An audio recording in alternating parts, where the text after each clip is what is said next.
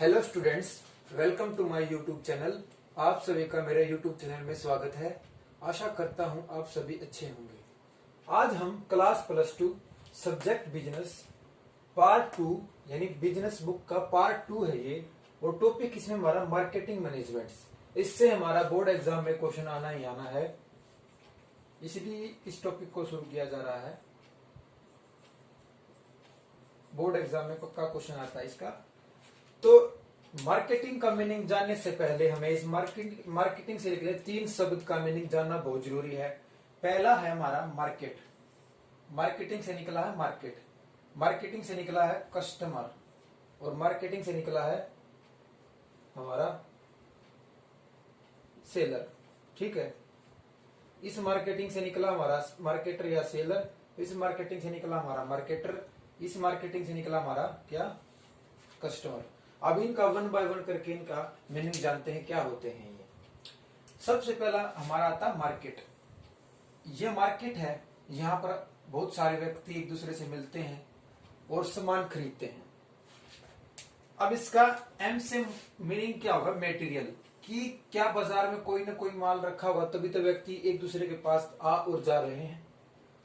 ए से होगा all goods, क्या मार्केट में हर वो गुड्स अवेलेबल है, बिल्कुल है। आर से रूल, ये भी ध्यान रखना होता है कि अगर कोई गुड्स खरीदे तो वो नियम और कानून के तहत होना चाहिए। अगर कोई आपसे ज्यादा पैसे ले तो वो रूल और नियम के खिलाफ है। के से होता हमारा किलोग्राम, ग्राम, लीटर्स। बाजार में जाएंगे तो कोई गुड्स आपको फ्री यानी बगैर वेट के तोले नहीं मिलेगी, सभी को उसके वेट को तोला जाएगा जितने भी आपको नीड है। इसके बाद है ई से होता है एवरीडे, प्रत्येक दिन बाजार में व्यक्तियों का आना जाना लगा रहता है। टी से ट्रांसपोर्ट, अब उस माल को ले जाने लाने के लिए ट्रांसपोर्ट की जरूरत होती है। इस मीनिंग, इसका क्लियर मीनिंग हमारी बुक में क्या लिख रखा है एक बार जान लेते हैं। It refer to a groups of the actual and potential buyers of goods और सर्विस। मतलब क्या, इसका अभिप्राय वस्तुओं और यानी गुड्स, वस्तुओं और सेवाओं के वास्तविक व संभावित क्रेताओं के समूह से है कि इस बाजार में वो कौन से पोटेंशियल कस्टमर हैं जो आएंगे खरीदने के लिए। इसी को ही क्या बोला जाता है, मार्केट। मार्केट में एक छोटी सी डेफिनेशन और है कि जहां बायर और सेलर एक दूसरे से मिलते हैं उसको मार्केट बोला जाता है। मार्केट में व्यक्तियों का आना जाना बहुत जरूरी है। मार्केटिंग का मीनिंग क्लियर हो चुका है। अब सेकंड हमारा कस्टमर। कस्टमर, जैसे कि मैं एक डायग्राम बनाया, दीपक नाम का लड़का है, इसको पेन की जरूरत है।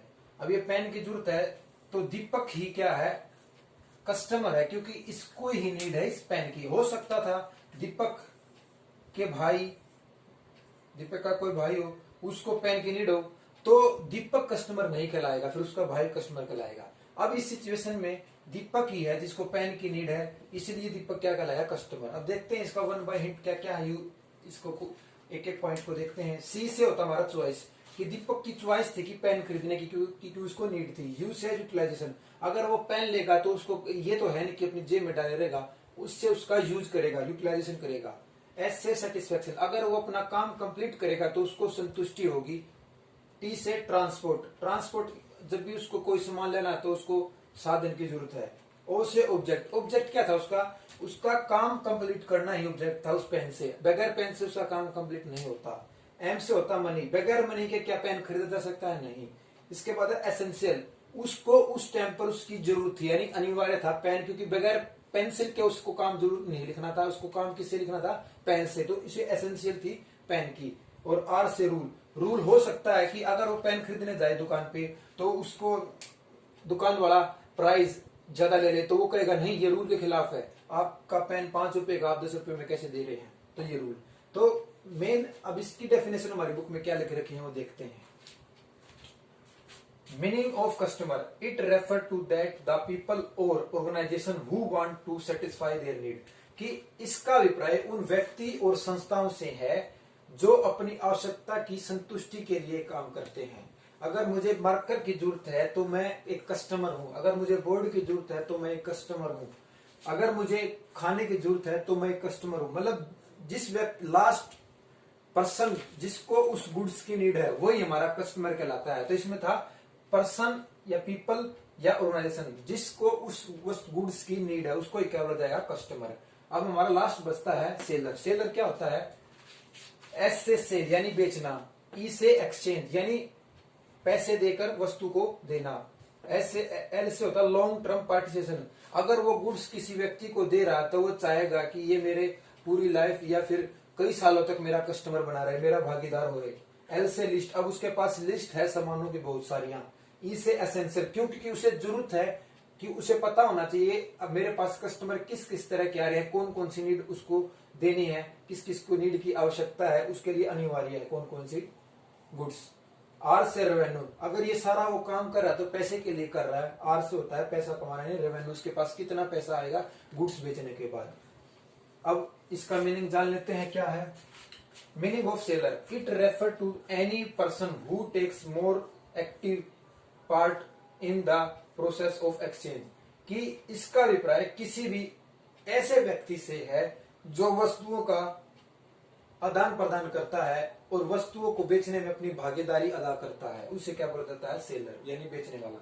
अब इनके एग्जाम्पल क्या क्या थे। मार्केट का एग्जाम्पल था सेल परचेज, यानी मार्केट में क्या होगा, सेल और परचेज होगी गुड्स की। उससे किस तरह से हो सकती है, वो टेलीफोन से हो सकती है, इंटरनेट से हो सकती है और लेटर के माध्यम से हो सकती है, किसी प्रकार से भी हो सकती है गुड्स की सेल परचेज।